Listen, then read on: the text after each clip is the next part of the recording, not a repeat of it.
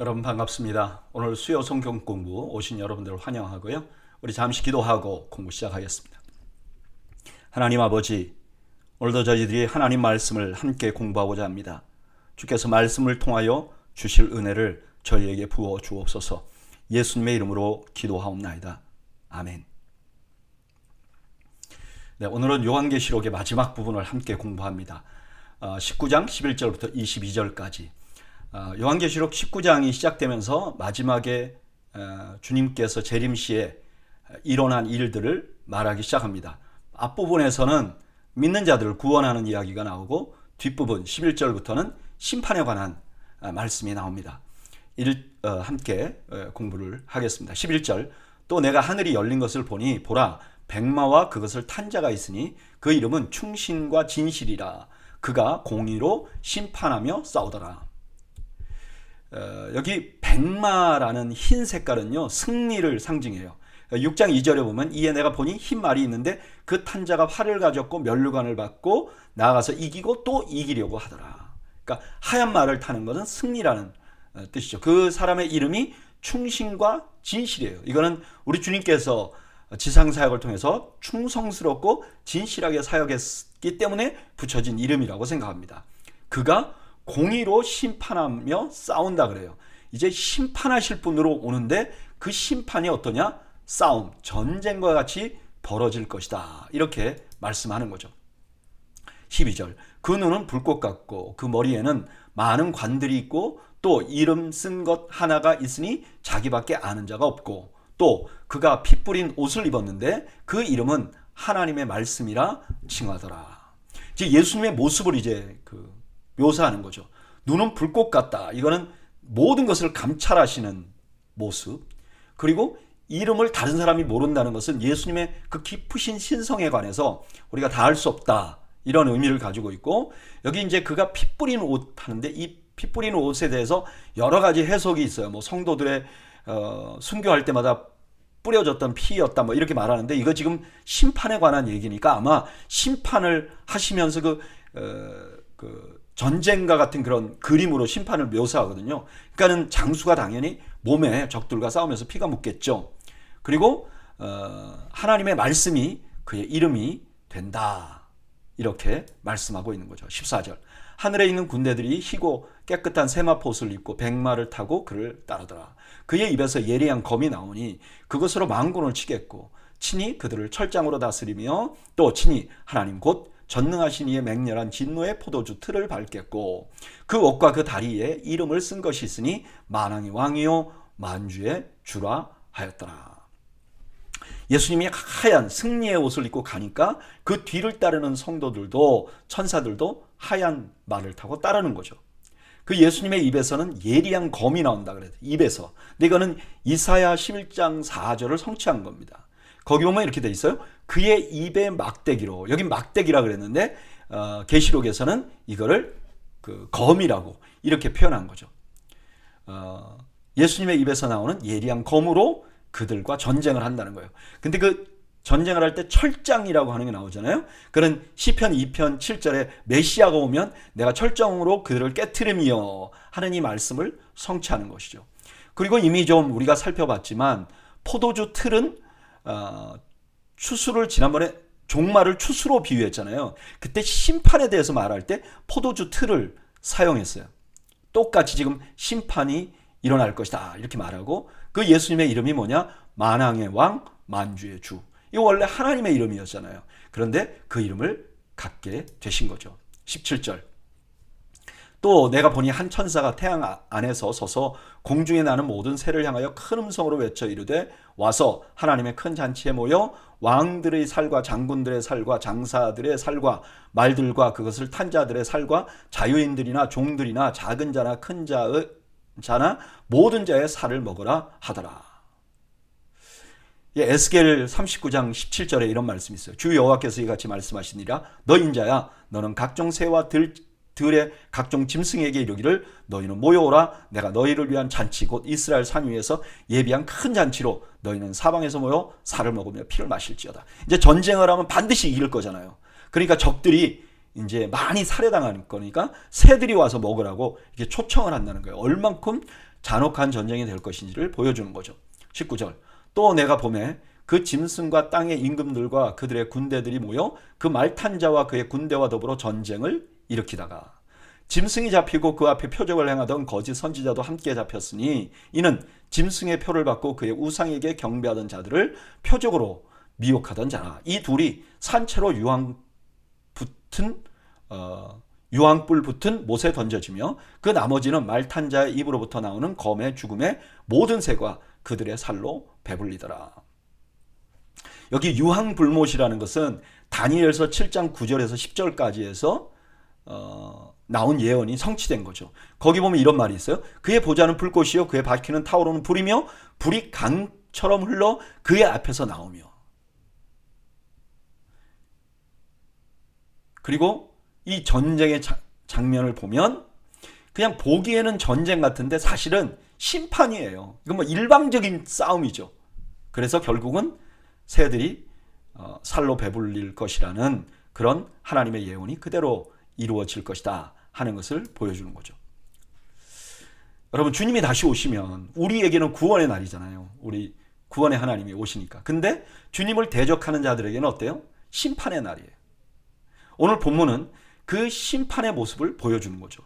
그 심판에는 두 가지 양상이 있어요. 첫째는 우리 주님의 본 모습입니다. 우리 주님께서는 원래 분명히 어린 양이었어요. 연약한 자였어요. 그러나 그분은 친히 하나님이시고 가장 강력한 주님이십니다. 이게 종말에 우리 주님의 모습이 드러나는 거예요. 그리고 또 하나가 드러나는데 그게 악의 실체입니다. 악들은요, 한때 세상을 호령해요. 그래서 그 누구도 그들에게 대적할 수 없는 것 같은 모습이었어요. 기가 확 질리는 거죠. 그래서 이들이 심지어 하나님께도 막 대적을 하는 거죠. 그들의 힘은 무시무시한 것 같았습니다. 근데 전쟁이 시작되니까 어때요? 이게 전쟁이 아니었어요. 그냥 주님 앞에 대적도 못한 거예요. 그냥 이들은 일방적으로 당하고 심판을 받는 거예요. 저는 이 말씀 이렇게 준비하면서 이 말씀을 처음 읽은 1세기 성도들에게 이 말씀이 얼마나 큰 희망이 되었을지 생각해 보게 됩니다.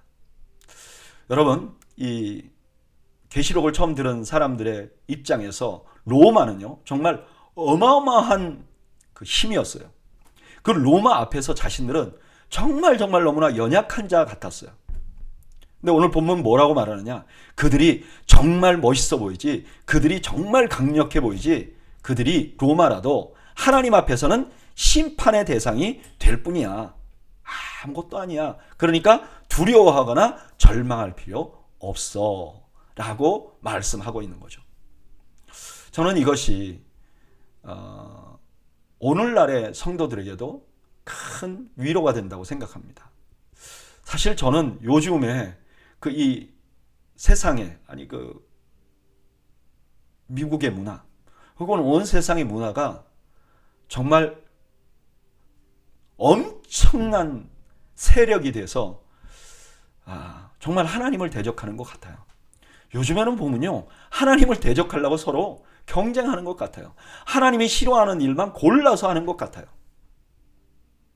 지금 이런 때 크리스찬들이 그렇게 하면 하나님 앞에 하나님 기뻐하시지 않습니다, 이렇게 말하면 완전 조롱거리가 되죠.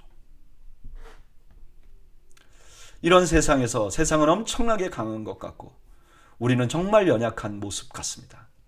그런데 오늘 본문을 보면 그들은 심판받을 것입니다. 그들은 하나님과 대적하고 하나님을 대적하는 게 아니라 일방적으로 심판받는 자들이 될 것입니다. 우리가 그 실체를 보면 희망이 생겨요. 그래, 포기하지 말아야 되겠다. 하나님의 말씀을 포기하지 말고 지켜나가야 되겠다.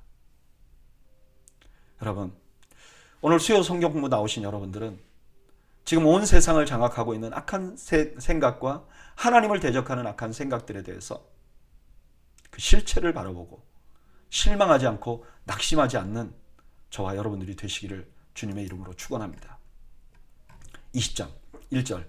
또 내가 봄에 천사가 무저갱의 열쇠와 큰 쇠사슬을 그의 손에 가지고 하늘로부터 내려와서 12장부터 17장까지 이제 심판을 쭉 쭉 해왔잖아요. 그 대상이 용, 짐승과 거짓 선지자, 음료로 상징되는 바벨론이 등장했어요. 근데 맨 먼저 바벨론이 심판을 받았고요. 그 다음에 짐승과 거짓 선지자가 심판을 받았잖아요. 그 마지막에는 용이 남았어요. 이가 사탄이죠.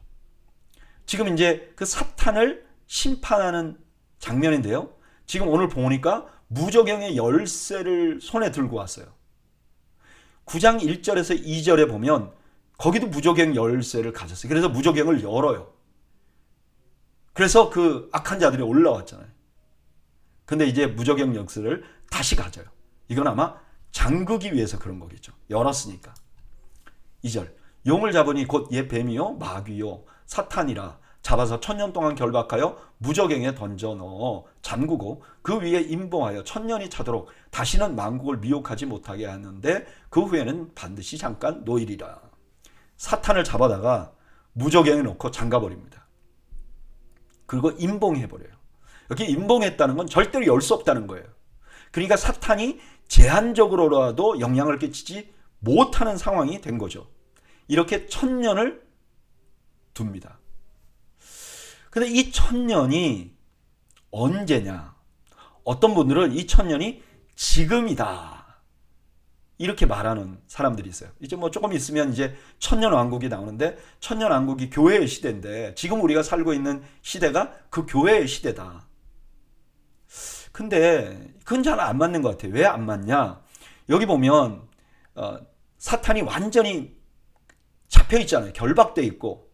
그런데 다른 성경이 뭐라 그래요? 사탄이 지금도 우는 사자와 같이 믿는 자를 미혹하고 있다 그래요. 근데 여기 보니까 만국을 미혹하지 못하게 했다 그랬잖아요.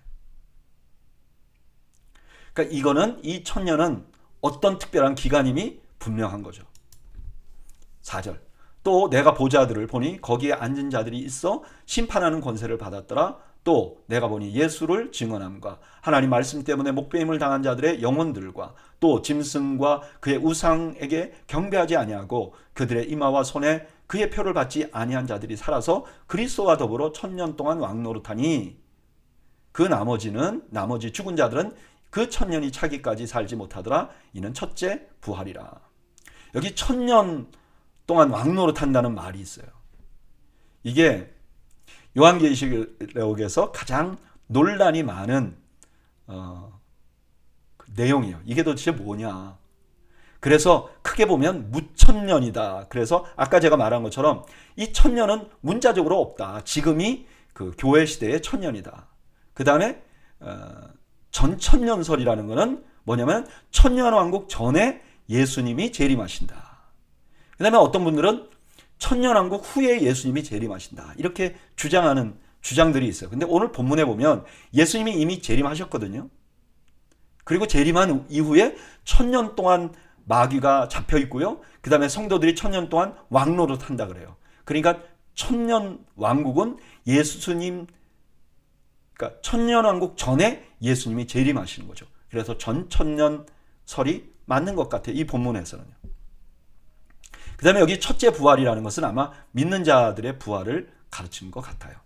6절. 이 첫째 부활에 참여하는 자들은 복이 있고 거룩하도다. 둘째 사망이 그들을 다스리는 권세가 없고 도리어 그들이 하나님과 그리스도의 제사장이 되어 1000년 동안 그리스도와 더불어 왕노릇하리라. 첫째 부활에 참여한 신자들은 둘째 사망에 이르지 않아요. 둘째 사망은 뭐죠? 예, 첫째 사망은 육신이 죽는 거잖아요. 둘째 사망은 영원한 지옥에 들어가는 거예요.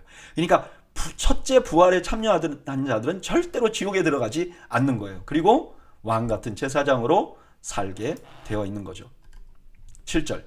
천년이 참에 사탄이 그 옥에서 놓여 나와서 땅의 사방 백성 곧 곡과 마곡을 미혹하고 모아 싸움을 붙이리니 그 수가 바다의 모래 같으리라. 이제 천년이 다 지났어요. 근데 사탄이 잠깐 놓여요. 놓여갖고 뭐하냐?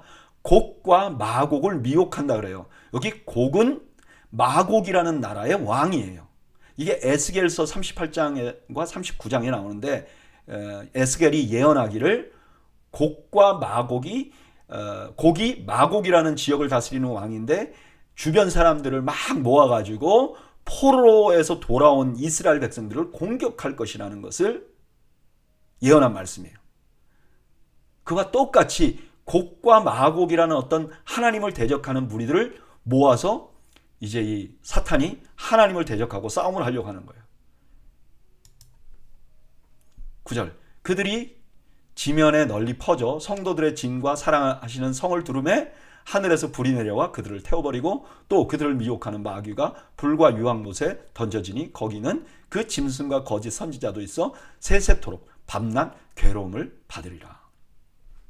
이들이 모인 기세가 커요. 예전처럼 천년왕국 이전처럼 이들이 강력한 영향력을 행사하는데요. 성만 둘렀지 아무것도 안 일어나요. 그냥 하늘에서 불 나와서 태워버려 끝나요. 그런데 이들이 성을 에워싸는 것 자체가 종말의 상징이 돼요. 누가복음 21장 20절에 보면 예수님께서 너희가 예루살렘이 군대들에게 에워싸이는 걸 보면 그 멸망이 가까운 것을 알라. 예수님 말씀하셨잖아요. 지금 그런 장면을 그리게 되는 거예요. 결국 그들은요 마지막 심판을 받아요. 어디서요? 유황못에 불에 던져져요. 그리고 그 고통이 어때요? 세세토록 있을 거예요. 그치지 않을 거예요. 11절. 또 내가 크고 흰 보좌와 그 위에 앉으신 이를 보니 땅과 하늘이 그 앞에서 피하여 간데 없더라. 또 내가 보니 죽은 자들이 큰 자나 작은 자나 그 보좌 앞에 있는데 책들이 펴 있고 또 다른 책들이 펴져 있으니 곧 생명책이라. 죽은 자들이 자기 행위를 따라 책들에 기록된 대로 심판을 받으리니. 여기 흰색은 이제 성결을 의미해요. 여기 지금 큰 보좌 앞에서 심판을 받는 거는 다니엘서 12장 1절에서 2절이 성취된 거예요. 그때 이렇게 나와요. 그때 내 민족을 호위하는 큰 군주 미가엘이 일어날 것이요 또 환난이 있으리니 이는 개국 이래로 그때까지 없던 환난이라 이며 그때 내 백성 중에 책에 기록된 모든 자가 구원을 받을 것이라.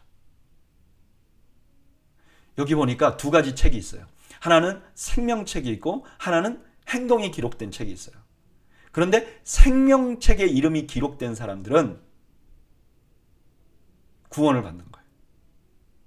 그리고 나머지 사람들은 생명책에 이름이 없는 사람들은 행동을 가지고 그 행동대로 심판을 받을 것이다. 13절. 바다가 그 가운데서 죽은 자들을 내어주고 또 사망과 음부도 그 가운데서 죽은 자들을 내주매 각 사람이 자기 행위대로 심판을 받고 사망과 음부도 불못에 던져지니 이것은 둘째 사망 곧 불못이라. 누구든지 생명책에 기록되지 못한 자는 불못에 던져지더라. 숨을 수가 없어요. 바다에서 죽은 사람들 뭐 어떤 사람들도 숨을 수가 없어요. 그냥 다 심판대 앞에 오는 거예요. 그리고 그 행위대로 심판을 받을 거예요. 그리고 생명책에 기록되지 못한 사람들은 불못에 떨어질 거예요. 근데 불못은 어디였죠? 사탄이 간 데죠. 그들이 따르던 사탄이 간 대로 그들도 따라가게 된다는 거죠. 오늘 본문은 신학적으로 가장 논란이 많은 천년왕국에 대한 말씀이 나와요. 주님이 재림하신 후에 1000년 동안 사탄이 결박돼요. 그리고 그때 성도들은 주님의 통치에 참여하게 돼요. 근데 사탄이 잠깐 놓여요. 근데 그래서 믿지 않는 자들을 미혹해서 하나님을 대적하려고 그래요. 근데 결국은 그냥 하나님 앞에 심판을 받고 영원한 지옥, 불못에 들어가게 됩니다. 그리고 그를 따르던 사람들은 하나님의 심판대 앞에 서요.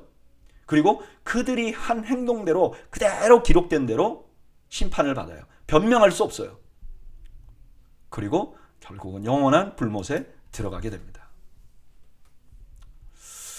저는 이 말씀 묵상하면서 예수님의 말씀이 생각이 났어요. 요한복음 5장 24절에 내가 진실로 진실로 너희에게 이르노니 내 말을 듣고 또 나 보내신 이를 믿는 자는 영생을 얻었고 심판에 이르지 아니하나니 사망에서 생명으로 옮겼느니라. 여기 심판에 이르지 않는다는 것이 바로 이런 의미인 거죠. 그래서 이것 때문에 그리스도인들은 이 땅에서 아무리 고난을 당하고 재수 없는 일을 당하고 속 터지는 일을 당해도 우리는 복된 자예요. 왜냐? 끝이 좋기 때문에. 우리가 이 땅에서 아무리 큰 고난을 당해도 우리는 감사해야 돼요. 왜냐? 우리는 심판에 이르지 않기 때문입니다. 저는 오늘 수요 성경 나오신 여러분들이 이 사실 하나만으로도 하나님께 감사해야 된다는 걸 잊지 않기를 바랍니다. 심판에 이르지 않는 것, 이 하나만 해도 우리는 감사할 게 너무너무 많은 거예요. 저는 저와 여러분들이 바로 이 일 때문에 하나님께 더욱더 기뻐하며 감사하는 지혜를 갖기를 주님의 이름으로 축원합니다. 21장 1절 또 내가 새 하늘과 새 땅을 보니 처음 하늘과 처음 땅이 없어졌고 바다도 다시 있지 않더라. 이제 사망을 받을 자들은 이제 불못으로 들어갔잖아요. 이제는 사망의 그 재판을 받지 않고 생명책에 기록된 사람들은 그러면 어떻게 될까? 이제부터 알려주는 거죠. 그들이 갈 곳은 새 하늘과 새 땅이었어요. 근데 왜 새 하늘과 새 땅이라고 그러느냐? 베드로후서 3장 12절 13절이 설명해 주죠. 하나님의 날이 임하기를 바라보고 간절히 사모하라. 그 날에 하늘이 불이 타서 풀어지고 물질이 뜨거운 불에 녹아지려니와. 그러니까 과거는 다 없어질 거예요. 그리고 약속대로 의가 있는 곳인 새 하늘과 새 땅이 우리에게 올 거예요. 근데 여기 특별히 바다를 말해요. 왜 바다는 없을까? 땅이 있고 하늘이 있는데 왜 바다는 없을까? 고대 사람들은 바다는 악의 근원이라고 생각했어요. 그러니까 바다는 없어지는 게 맞다 이렇게 생각한 것 같아요. 2절 또 내가 봄에 거룩한 성 새 예루살렘이 하나님으로부터 하늘에서 내려오니 그 준비한 것이 신부가 남편을 위하여 단장한 것 같더라. 이제 성을 하나 소개해요. 예루살렘이에요. 근데 왜 예루살렘이라는 성을 들고 나올까? 과거에 그 음녀라는 악한 존재가 있었잖아요. 그를 바벨론이라고 불렀어요. 바벨론. 그래서 그 바벨론이 악의 근원이었어요. 이제 선의 근원으로 예루살렘이라는 성을 또 말하는 거예요. 그래야 사람들이 이해하기가 쉽잖아요. 근데 이 예루살렘은 거룩한 성이에요. 바벨론은 어떻죠? 큰 성이에요. 여러분, 우리가 추구해야 될 것은 큰 게 아니라 거룩이에요. 그리고 여기 예루살렘은 신부가 남편을 위하여 단장한 것 같이 보여요. 그러니까 이 예루살렘이 성도들과 성도들이 거처하는 거처가 되기도 하지만 또한 성도 자신, 교회 자신이 되기도 하는 거예요. 요 두 가지가 함께 믹스되어 있다는 걸 잊지 말고 이 말씀을 계속 보아야죠. 3절 내가 들으니 보좌에서 큰 음성이 나서 이르되 보라 하나님의 장막이 사람들과 함께 있음에 하나님이 그들과 함께 계시리니 그들은 하나님의 백성이 되고 하나님은 친히 그들과 함께 계셔서 모든 눈물을 그 눈에서 닦아 주시니 다시는 사망이 없고 애통하는 것이나 곡하는 것이나 아픈 것이 다시 있지 아니하리니 처음 것들이 다 지나갔음이로라. 광야에서 하나님께서 함께 하셨던 것처럼 천국에서 하나님이 함께 하시는 거예요. 그리고 하나님이 그들의 하나님이 되고 그들이 하나님의 백성이 되죠. 그리고 거기서 모든 눈에 눈물을 닦아줘요. 여기 눈물은 고난과 희생의 눈물이죠. 이런 눈물을 다 닦아주는 거죠. 5절 보좌에 앉으시니가 이르되 보라 내가 만물을 새롭게 하노라 하시고 또 이르시되 이 말은 진실하고 참되니 기록하라 하시고. 이게 보좌에 앉으시니가 직접 말씀하셨다는 표현은 1장 8절 이후에 처음 등장해요. 보좌에서 소리가 났다면 여러 표현은 있지만 직접 말씀하셨다는 게 1장 8절 이후 처음 등장해요. 그 등장해서 하신 말씀 뭐죠? 새롭게 하노라. 과거를 다 없애고 이제 완전히 새로운 나라를 만들 거야. 새로운 나라가 생길 거야. 6절 또 내게 말씀하시되 이루었도다. 나는 알파와 오메가요 처음과 마지막이라. 내가 생명수 샘물을 목마른 자에게 값없이 주리니. 여기 이루었다는 것은 최종적인 선언이죠. 이 말을 예수님께서도 하셨죠. 뭐라고요? 십자가에서 다 이루었다. 이건 뭘 이루어졌을까요? 구원을 이루었어요. 그리고 16장 17절에서는 심판을 다 이루었어요. 오늘 본문에서는 모든 것을 다 이루었다. 그리고 알파와 오메가라는 것은 역사의 주관자다. 그리고 누구를 초청하는가? 목마른 자들. 목마른 자는 세상이 아니라 그리스도 예수를 바라보는 자들을 의미하는 거죠. 요한복음 7장 37절 명절 끝날 곧 큰 날에 예수께서 서서 외쳐 이르시되 누구든지 목마르거든. 예수님을 추구하는 자들을 의미하는 거죠. 7절 이기는 자는 이것을 상속으로 받으리라. 나는 그의 하나님이 되고 그는 내 아들이 되리라. 이기는 방법은 12장에서 설명했잖아요. 어떻게 이겨요?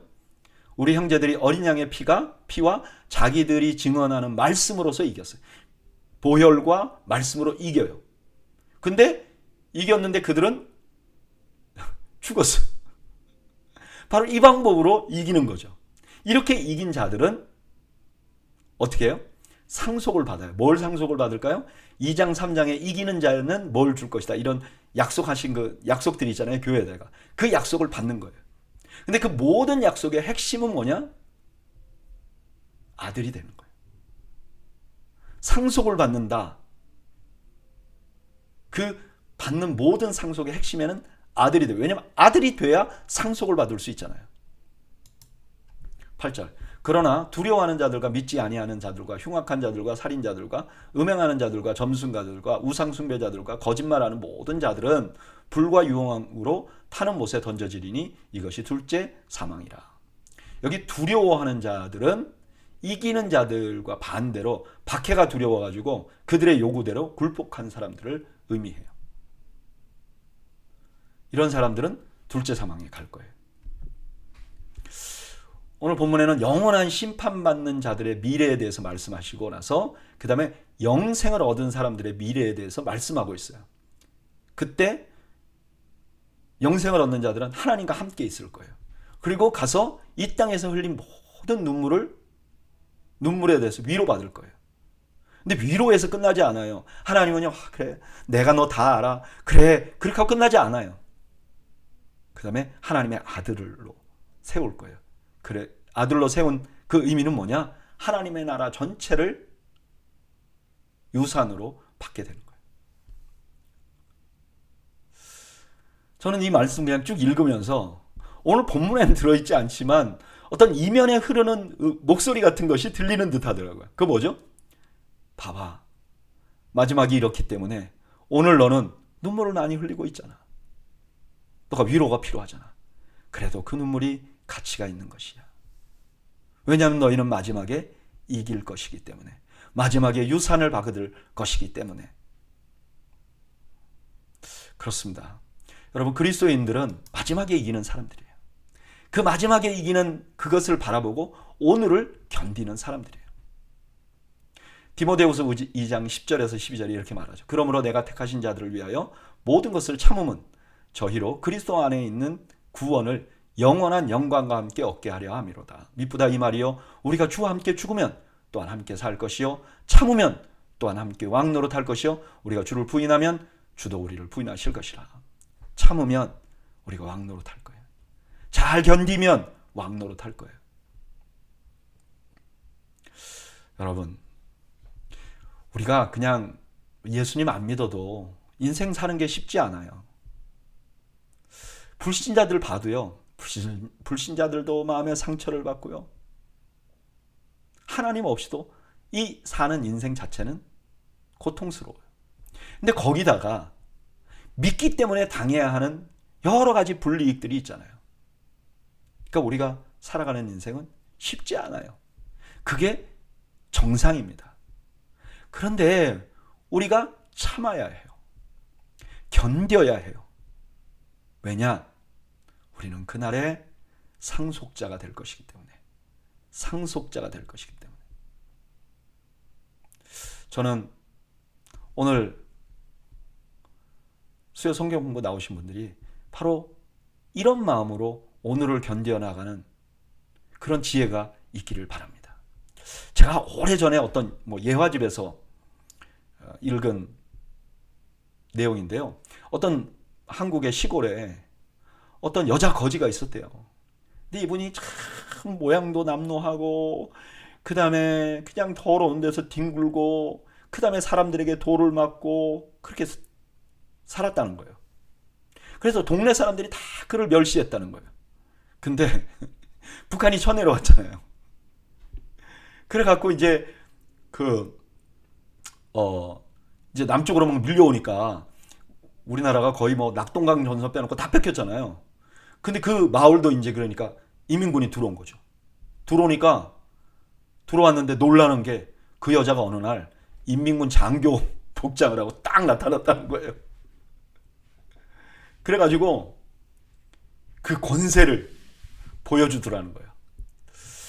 여러분, 공산주의라는 꿈 하나를 갖고 있는 사람들도 견디고 사는데 그것과 상대가 안 되는 영원한 하나님 나라의 꿈을 갖고 있는 사람들이 오늘 우리가 견뎌나갈 수 있어야 하겠죠. 참을 수 있어야 되겠죠. 인내할 수 있어야 되겠죠. 그 인내로 승리하는 여러분들이 되시기를 주님의 이름으로 축원합니다. 9절, 일곱 대접을 가지고 마지막 일곱 재앙을 담은 일곱 천사 중에 하나가 나와서 내게 말하여 이르되 이리 오라. 내가 신부 곧 어린 양의 아내를 내게 보이려 하고 성령으로 나를 데리고 크고 높은 산으로 올라가 하나님으로부터 하늘에서 내려오는 거룩한 성 예루살렘을 보이니. 이제 17장 1절에서 이 일곱 대접을 쏟았던 천사 중에 하나가 나왔다 그래요. 그래서 뭘 했느냐?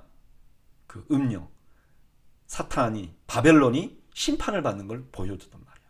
근데 이번에 다시 그 일곱 대접을 쏟았던 천사 중에 하나가 나와요. 그리고 이 사람이 지금 뭘 보여주냐면 예루살렘을 보여줘요. 그러면서 이 예루살렘이 어린 양의 아내, 그러니까 교회다, 이렇게 보여주는 거죠. 그러니까 지금 이제부터 예루살렘의 모습이 나와요. 여기 뭐 황금길이 있고 막 그러잖아요. 그걸 우리가 갈 곳으로만 그리면 안 돼요. 이것은 우리가 갈 곳이기도 하지만 우리가 어떻게 될 것인지를 보여주는 상징이기도 해요. 이해가 되시죠? 왜냐하면 이 예루살렘이 지금 교회의 모습을 이렇게 보여주는 거죠. 마치 바벨론이 악의 모습을 보여주듯이 예루살렘이 교회의 모습을 보여주는 것이기 때문에 그래요. 11절, 하나님의 영광이 있어 그 성에 빛이 지극히 귀한 보석 같고 벽옥과 수정같이 맑더라. 그 하나님의 백성 예루살렘의 특징은 뭐냐면 영광이 있어요. 하나님의 영광이 있어요. 그래서 빛나요. 거기 뭐 벽옥과 수정은 전부 다 빛나는 것을 표현하는 거예요. 누구 때문에? 하나님 때문에 빛나는 거죠. 찬란한 존재가 될 거예요. 지금은 교회가 이렇게 별 볼 일 없어 보이지만 그러나 어느 날 찬란한 존재가 될 거예요. 12절, 크고 높은 성곽이 있고 12문이 있는데 문에 12천사가 있고 그 문들의 위에 이름을 썼으니 이스라엘 자손 12지파의 이름들이라. 동쪽의 세 문, 북쪽의 세 문, 남쪽의 세 문, 서쪽의 세 문이니 그 성의 성곽에도 12기초석이 있고 그 위에는 어린 양의 12사도의 이름이 있더라. 자, 보세요. 성이 하나 있는데 그 성에는 그 12지파의 이름이 있어요. 근데 밑에 보니까 12사도의 이름이 있어요. 이거 무슨 뜻이죠? 과거에는 이 12지파만, 그러니까 유대인들만이 하나님의 교회인 줄 알았는데 실제로 보니까 그게 아니에요. 실제로 그 기초에는 뭐예요? 믿음이 기초가 되어 있는 거예요. 그가 아말렉이거든, 그가 로마인이건, 그가 한국 사람이든 예수 믿으면 하나님의 백성이 되는 거예요. 그게 기초라는 거예요. 그리고 그 기초 위에 하나님의 백성들이 놓여 있다. 그러니까 진정한 하나님의 백성 교회는 사도들의 위에 믿음을 가지고 있는, 사도들의 믿음을 가지고 있는 사람들이다 하는 것을 보여주는 거죠. 15절, 지금 내게 말하는 자가 그 성과 그 문들과 성곽을 측량하려고 금 갈대자를 가졌는데 그 성은 네모가 반듯하여 길이와 너비가 같은지라 그 갈대자로 그 성을 측량하니 12,000스타디온이요 길이와 너비와 높이가 같더라. 이제 그 성을 말하는데 12,000스타디온은 1,500마일이에요. 그러니까 어마어마하게 큰 거죠. 근데 그 모양이 정방형이에요. 정육면체. 이게 성경의 정육면체는요, 지성소밖에 없어요. 그러니까 지금 예루살렘 전체가 지성소같이 보이도록 한 거예요. 큰데 아주 거룩해. 그게 교회의 모습. 큰데 어마어마하게 많을 건데 거룩한 것이다. 17절. 그 성곽을 측량하며 144 규빗이니 사람의 측량 곧 천사의 측량이라. 이게 144는 64m 정도 돼요. 그 이 성곽이라는 게 뭐냐? 성문이냐, 뭐 성 두께냐, 뭐 논란이 많아요. 성 높이냐. 알 수가 없어요. 정확히는. 그래서 여기에 사람의 측량 곧 천사의 측량이라.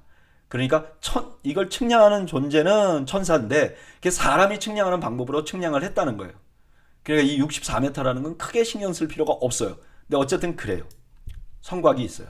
근데 그 18절, 그 성곽은 벽옥으로 쌓였고 그 성은 정금인데 많은 맑은 유리 같더라. 그 성의 성곽의 기초석은 각각 보석으로 꾸몄는데 첫째 기초석은 벽옥이요, 둘째는 남보석이요, 셋째는 옥수요, 넷째는 녹보석이요, 다섯째는 홍만호요, 여섯째는 홍보석이요, 일곱째는 황옥이요, 여덟째는 노곡이요, 아홉째는 담황옥이요, 열째는 비치옥이요, 열한째는 청옥이요, 열두째는 자수정이라.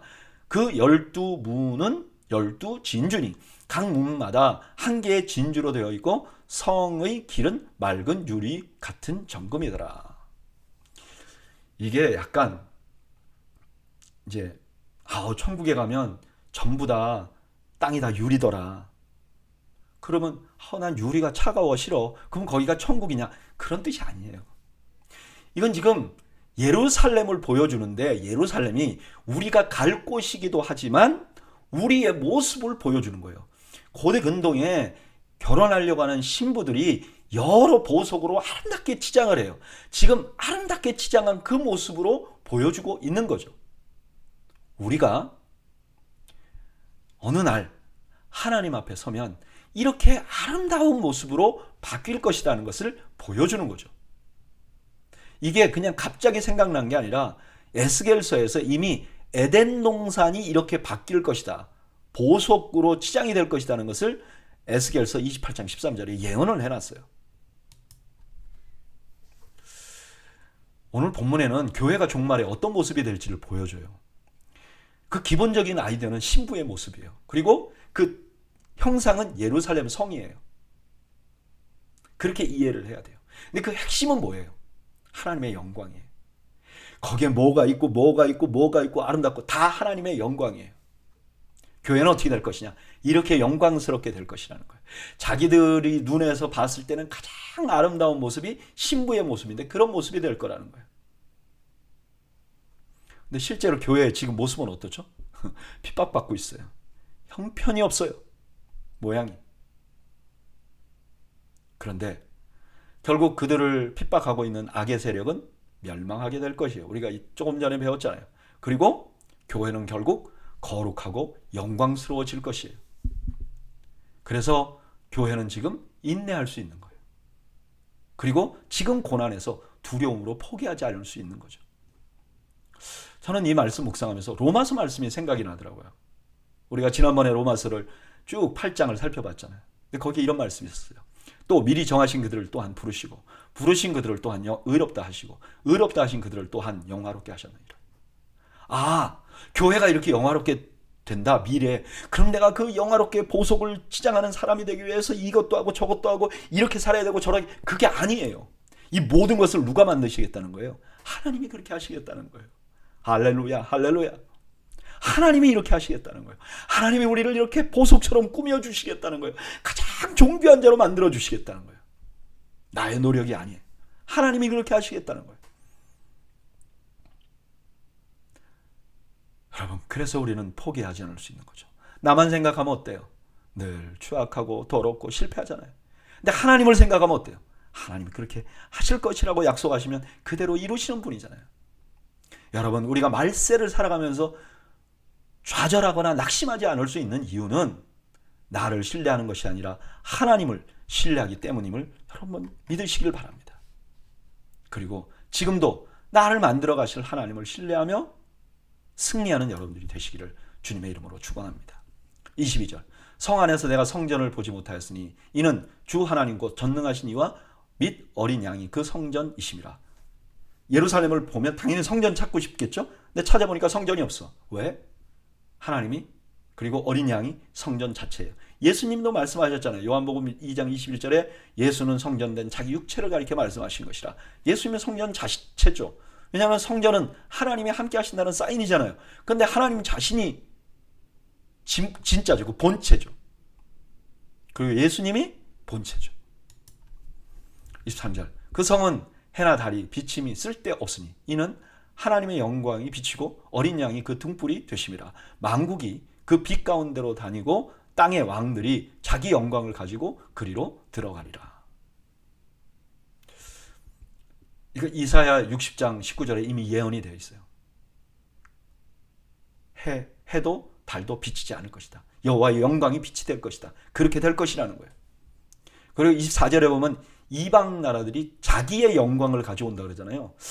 이게 뭘까? 자기의 영광을 가지고 와? 이거는 이사야 60장 11절에 보면 이방 나라들이 자기 소중한 재물들을 가지고 하나님 앞에 와서 재물을 바칠 것이다 하는 예언이 있어요. 그 말씀에 근거해서 보면 이 영광이라는 것이 자기의 소중한 것들을 하나님께 가지고 올 것이다. 이렇게 해석하는 게 맞는 것 같아요. 25절. 낮의 성문들을 도무지 닫지 아니하리니 거기에는 밤이 없습니다. 사람들이 만국의 영광과 존귀를 가지고 그리로 들어가겠고 무엇이든지 속된 것이나 가증한 일 또는 거짓말하는 자는 결코 그리로 들어가지 못하되 오직 어린 양의 생명책에 기록된 자만 들어가리라. 문이 열려서 어떤 사람이든지 들어갈 수 있어요. 유대인이나 이방인이나. 그런데 못 들어가는 사람이 있어요. 거짓말하는 자. 그러면 저는 예전에 이 말씀 보면서 거짓말하는 자? 그럼 나도 거짓말을 했는데 그럼 나도 천국에 못 가나? 그게 아니에요. 여기 거짓말하는 자는 거짓 선지자들을 의미하는 거예요. 그리고 더러운 일을 하는 사람들도 들어가지 못한다. 근데 반대로 그러면 더러운 일을 하지 않는 사람이 들어가느냐? 그렇게 기록이 안 돼 있어요. 뭐라고 돼 있죠? 생명책에 기록된 사람들이 들어갈 것이다. 행동으로 가는 게 아니죠. 나의 공로로 가는 게 아니죠. 오직 예수 그리스도의 보혈로 가는 거죠. 22장 1절.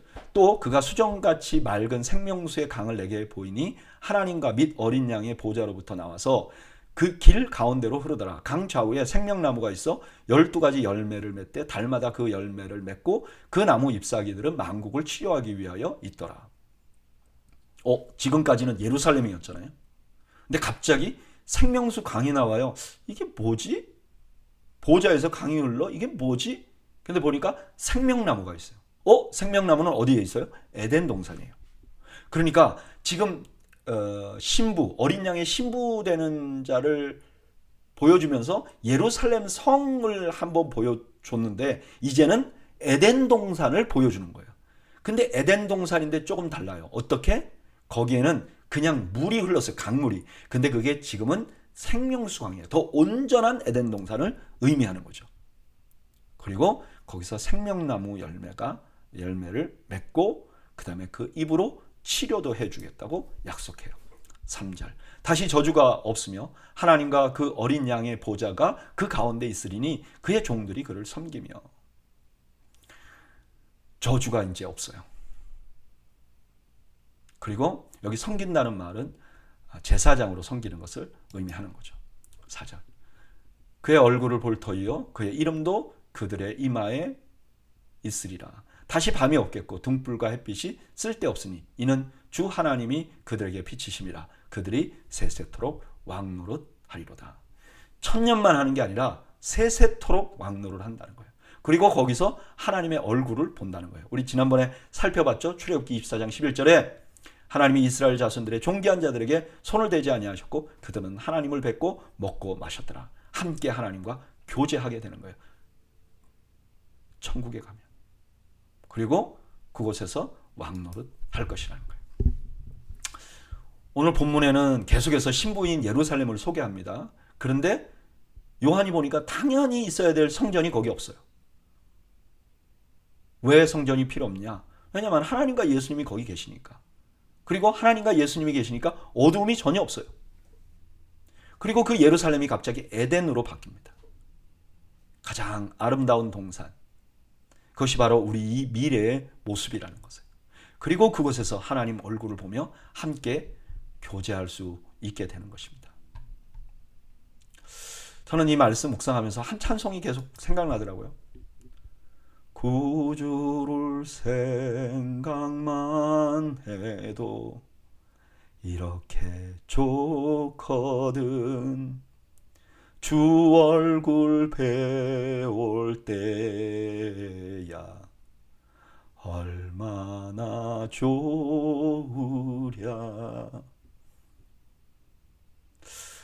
제가 한때 너무너무 사랑했던 찬송이에요. 천국에 가서 그 주님을 본다면 얼마나 좋을까.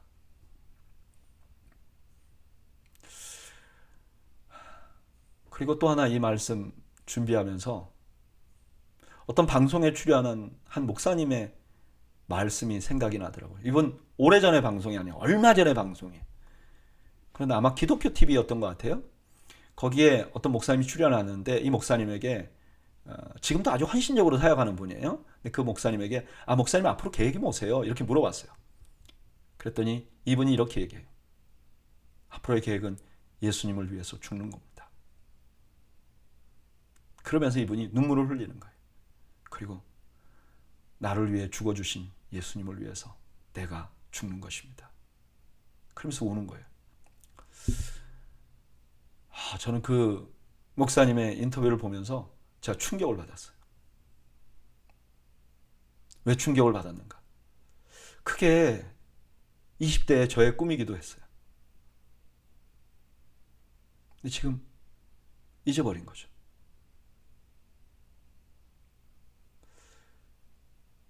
제 안에 예수님에 대한 사랑과 열망, 하나님을 보고 싶은 그 열망, 그 사랑이 식어진 거죠.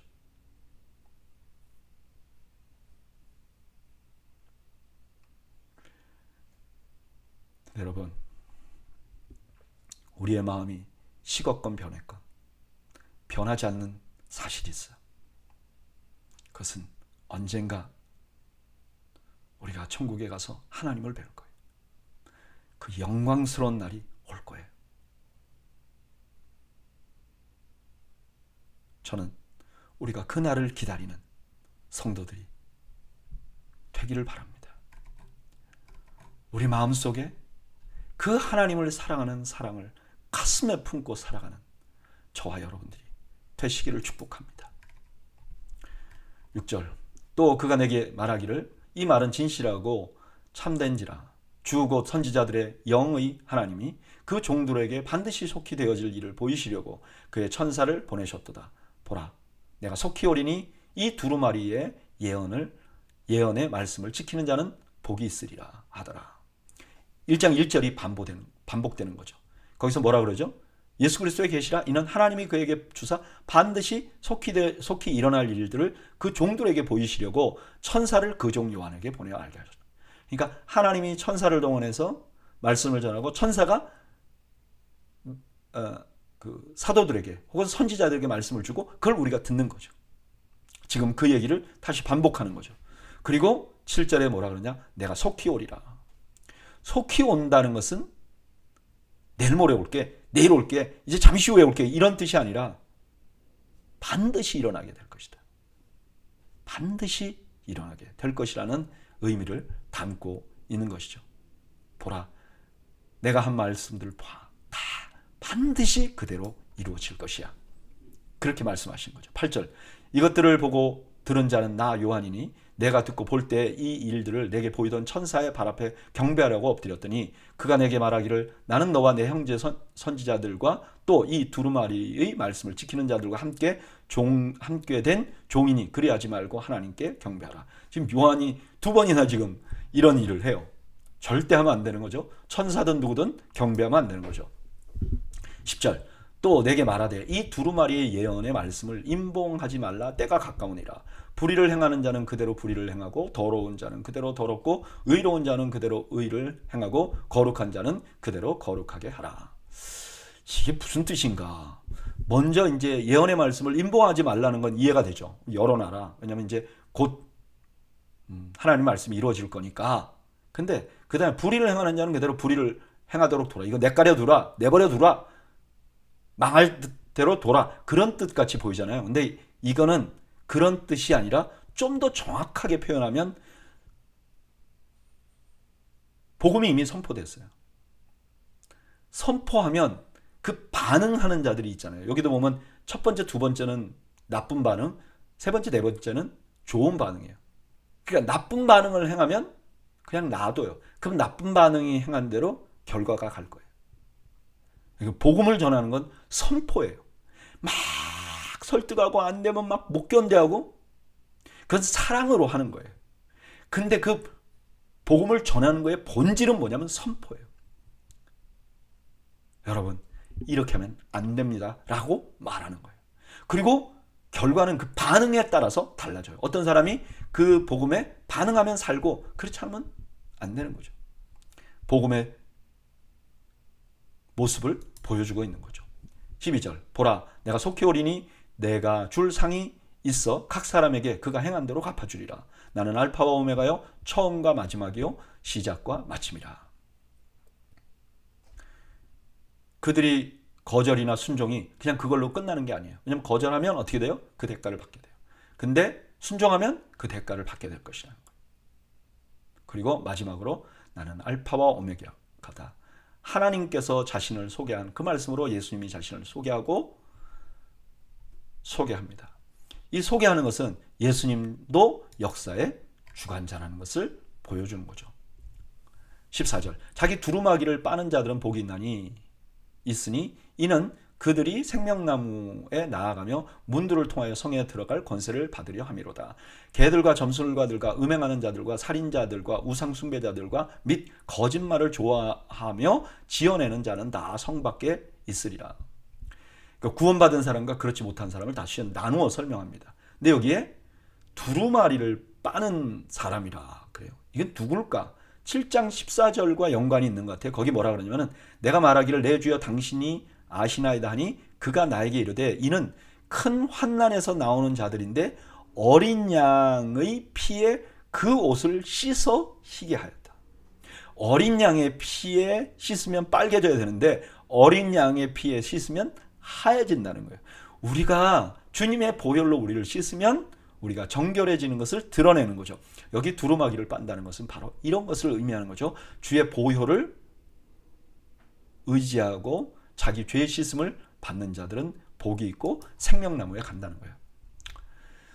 참고로 이제 요한계시록에는요 7개의 복이 나와요. 7번 복이 있다고 말해요. 1장 3절에는 하나님 말씀을 읽는 자와 거기에 주의하고 있는 자, 이런 자가 복이 있다. 그 다음에 14장 13절에는 주 안에서 죽는 자가 복이 있다. 16장 15절에는 깨어 자기 옷을 지키는 자가 복이 있다. 19장 9절에는 어린 양의 혼인잔치에 참여하는 자가 성함을 받은 자가 복이 있다. 20장 6절에는 첫째 부활에 참여하는 자가 복이 있다. 22장 7절 조금 아까요. 이 두루마리의 예언을 지키는 자가 복이 있다. 14절에는 자기 두루마리를 빠는 자가 복이 있다. 7개의 복이 나와요. 16절 나 예수는 교회를 위하여 내 사자를 보내어 이것을 너희에게 증언하게 하였노라. 나는 다윗의 뿌리요 자손이니 곧 광명한 새벽별이라 하시더라. 이 모든 예언이 주님이 직접 하신 말씀이라는 걸 강조하고요. 자신을 새벽별이라고 소개해요. 근데 이 새벽별이라는 것은 어떤 이단은 또 이걸 또 자기라고 막 그러는 이단들도 있어요. 근데 여기 새벽별이라는 건 어디에 나오느냐? 민수기 24장 17절에 이렇게 말해요. 내가 그를 보아도 그때의 일이 아니며 내가 그를 바라보아도 가까운 일이 아니로다. 한 별이 야곱에서 나오며 한 규가 이스라엘에게서 일어나며. 그러니까 이 별이라는 것은 규, 왕권을 의미하는 거죠. 그리고 이게 메시아의 예언이죠. 그러니까 예수님이 너희들이 구약에 그렇게 예언했던 메시아가 바로 나였다고 말씀하시는 거죠.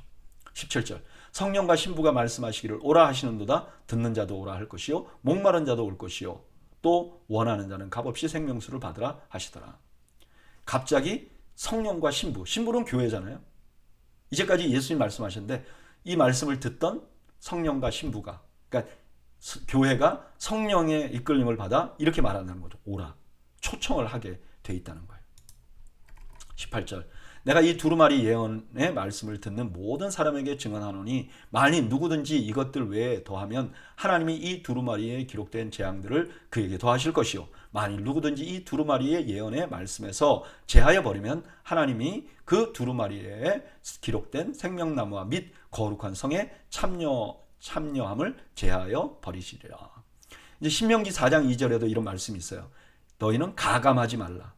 여기 가감하면 벌을 받겠다. 여기 제하여 버린다 하는 것은 배교한 사람 같이 이제 대한다. 원래 이 멤버에 있었는데 이제 명부를 빼버린다. 그런 의미가 있는 거죠. 20절 이것을 증언하신 이가 이르시되 내가 진실로 속히 오리라 하시거늘 아멘. 주 예수여 오시옵소서. 주 예수의 은혜가 모든 자들에게 있을지어다. 아멘.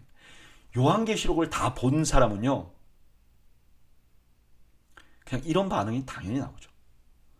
여러분, 요한계시록을 지금 우리가 다 읽었잖아요. 다 읽고 우리 입에서 뭐가 자동으로 나올까요? 아멘. 주 예수여 오시옵소서. 왜? 오시면 다 끝나잖아요. 이게 안 나오는 게 이상한 거죠.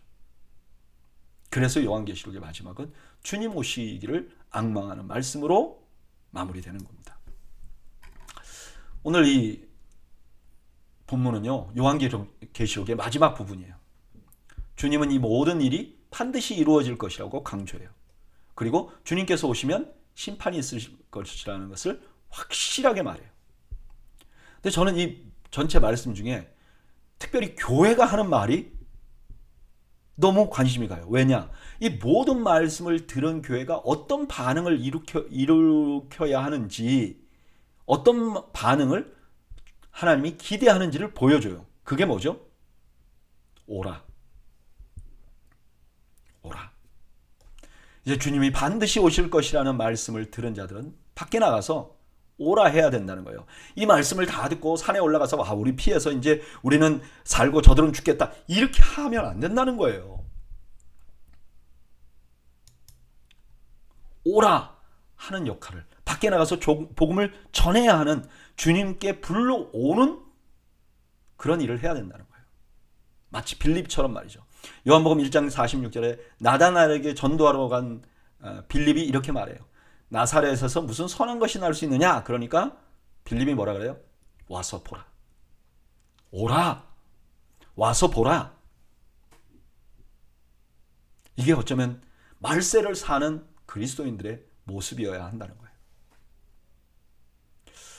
여러분, 저는 이제 이렇게 목회를 하면서 최근에 교회가 꼭 해야 할 일 중에서 사람들이 뭐가 지금 강조가 되냐면 예배가 강조가 돼요.